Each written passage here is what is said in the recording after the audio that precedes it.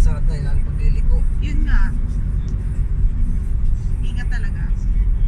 Haba niya eh. Lalo na pag puno ng sakay, no? Eh paano pag na-hold up yung bus? Naranasan mo na? Parang, Na-hold up? Hindi. Malas eh. Siyempre, nangyayari yun ah. Di ba? oo.